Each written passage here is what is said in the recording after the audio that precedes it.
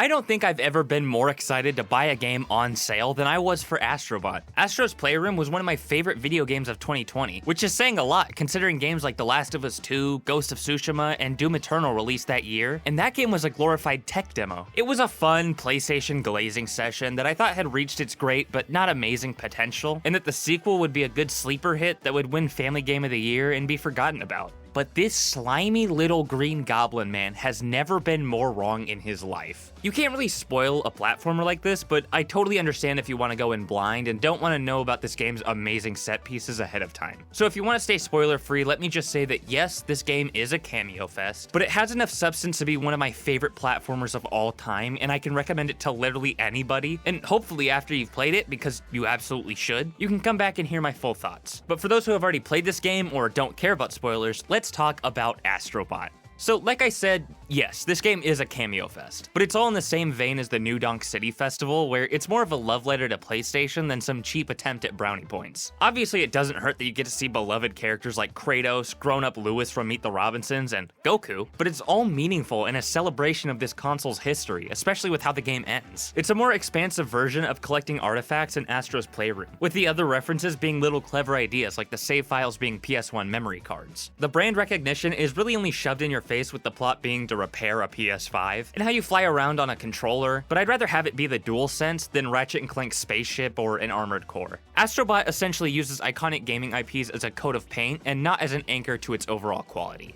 But just because these references are substantive and aren't just there to make you point at the screen like a soy jack, doesn't mean I didn't point at my screen like a soy jack. There are so many cool characters in this game, and almost all of them have fun little props you unlock from the gacha machine, like the Ghosts and Goblins guy and his sword, John Demon Souls and his dodge roll, and Solid Snake with his masturbation. What's really cool too is I saw Octodad in this game and thought, wait, Sony owns that? I used to play that on my phone. But then I saw Lara Croft in the game and thought, oh, Sony definitely does not own that. It's not just the Sony-owned IP that's here, but games that Sony is proud to have on their platform. And it's all in such a cute way that it's never grating. You will never find a bigger hater of Persona than me. But when I saw Joker in this game as a cute little robot with a stupid little card, and he started hitting that shit, even I was like, alright, that's pretty cool. Every character is so cute and goofy looking, like their funny little run animations and how their eyes turn into a music note when they whistle, that it makes you really want to find all of them and see what little cameo will show up next. I don't think I've ever been more motivated to get through a level than when I saw Big Boss's life was on the line. The only thing that sucks about all these cool characters showing up is that it makes the missing characters stand out more. I wish Alan Wake was in here, or maybe a Red Dead character, but I'd be willing to bet real money that Doom Guy would have been in one of the lava levels if Microsoft hadn't bought Bethesda.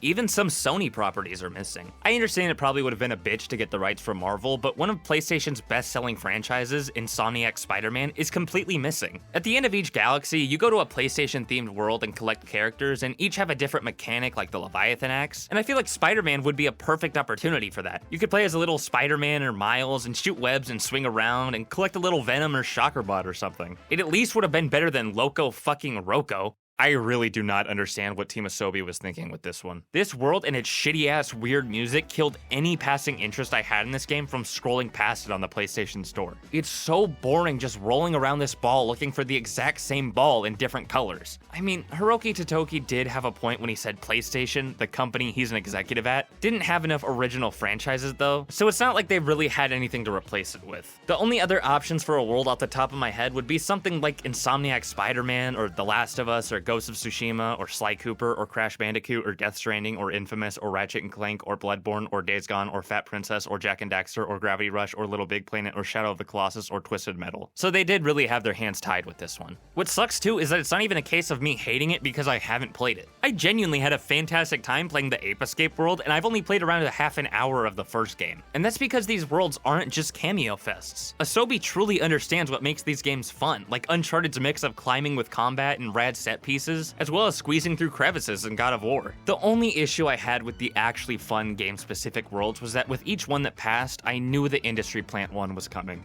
Listen, I'm sure Horizon is a good series, but the general gaming audience does not like Horizon as much as PlayStation does. I don't know, I played an hour of the first game and just couldn't really get into it. Maybe if you guys are really interested, I'll review the games, but I feel like Sony needs to pump the brakes on this series a bit. And while the franchise-specific worlds are the main event, the worlds that lead up to them are all stellar, with super fun power-ups and some of the best music I've ever heard. They're always full of little details like the magic carpet in the genie level, and this little baby mushroom with a pacifier. There's always some reward for venturing off the beaten path, whether it be a few coins for the gacha machine, a character, a literal Easter egg, or seeing some cool little detail like this little Astro ant colony. And shit gets real interesting when you go somewhere thinking you're gonna get a puzzle piece or something, and all of a sudden you're warping through space and bam, whole new galaxy and collectible to be looking out for.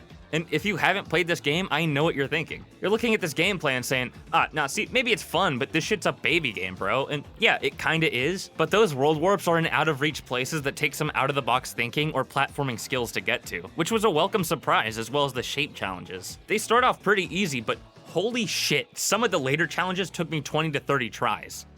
Except, of course, when the reward for beating one was Big Boss, then I locked the fuck in. But still, I'm really impressed by this game's difficulty at times. All of the challenge is in the side content, though, and while I never really felt challenged during the main missions, with maybe a few bosses being exceptions here and there, it made up for it twice over with this game's jaw-dropping creativity. Platformers are a hallmark of the medium of video games and have been done to death. I feel like it's gotta be really hard to be innovative and create something new nowadays with platformers, but Astro Bot does that in every single level in a way I've only ever seen before in Super Mario Bros. Wonder. I was especially impressed by how you can use the enemies to your advantage, like using this Green Goober's lightning powers to unlock a warp zone, or how in the slow-mo casino, you put on your PSVR and freeze time and jump on the enemy's projectiles to reach him and attack. Every power-up is a delight to find, like the little doggy booster that you can use to find secrets, or the froggy boxing gloves that you use to kick the shit out of King Hippo. I thought the elephant was essentially going to be the Flood from Mario Sunshine, which I guess doesn't really make sense in hindsight since Astro's laser feet are already that, but nope. You make your own platforms. I don't think there was a single power-up in this game that I got and didn't immediately think, I can use this to get somewhere I'm not supposed to. Just to end up being right, but also wrong because they already fucking knew I was gonna try that and I'd get a little coin or something.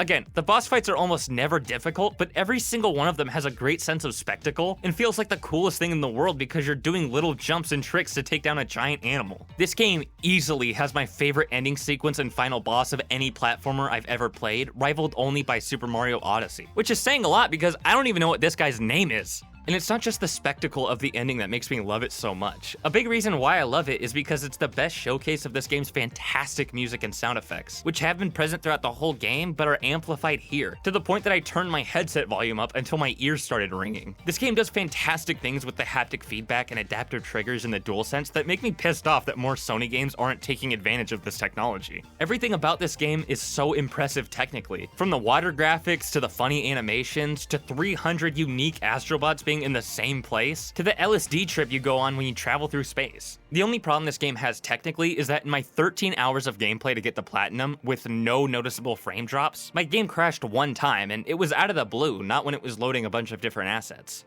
But unfortunately, that does bring me to the flaws this game has. Listen, some of my opinions on games aren't exactly controversial. Oh wow, he likes Red Dead 2, what a hero. But I will never lie to you guys or sell out and fake an opinion to fit in with what everyone is saying. If I think a game is shit, I'm gonna call it shit. And that means that I have to lay into this game and tell you guys what no other reviewer will because big gaming and pronouns want to hide the truth from you. So put on your thinking caps and your Andrew Tate merchandise, and let me break down how this game is actually shit and woke trash. So yeah, this game crashed on me one time, so automatically it's dog shit. But it gets way, way worse. When you whistle for the other bots in the hub world, it can take a little while for them to all link up to where you are.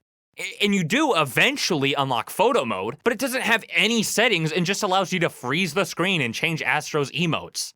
And like that's it. Those are all my complaints. But like, come on, they got Nathan Drake but no Fortnite? No Elon, no Sneeko? Come on guys, I shouldn't have to spell this out for you. I know it's easy for me because I have a degree in media literacy and I spend 13 hours a day on Twitter, but like, read between the lines. Okay, but all jokes aside though, this is probably the closest a game has ever been to flawless in my opinion. That's not to say everything it does is at 100%, and it's not my favorite game, I don't even know if it cracks my top 5, but there's almost nothing wrong with it. This gave me the same feeling Cuphead did, where it was like playing a Saturday morning cartoon. But this time, I wasn't tearing my hair out because of some dumbass dragon bitch. It has one of the best and most heartwarming ending cutscenes I've ever seen, with all the characters coming to help put Astro back together, which somehow makes this game feel like a coming-of-age story for Astro. Astro Bot is definitely in my top 2 favorite platformers of all time. I'm not sure if I like it more than Super Mario Odyssey, I'd have to replay it and review it, but these two absolutely blow away the competition in my eyes. Team Asobi has completely fucked the game up for every other developer out there bar Nintendo. Without counting another game I've glazed a shit ton but haven't reviewed yet, I'm giving Astro Bot my second ever 10 out of 10 score on this channel. Again, that doesn't mean it's flawless because it's not, despite how close it gets, but it absolutely meets the criteria on my 0 to 10 scale of being a masterpiece. I can recommend this game to anyone because honestly, if you don't like this game, you probably hate happiness and whimsy. It's one of those games where if you've played it, you're now by default a better person than those who haven't. Those are the rules. I don't make them, but I stand by them. I just can't believe that in a year as lame as 2024 has been for games, Astro Bot is this good, to the point that practically nothing can drag it down.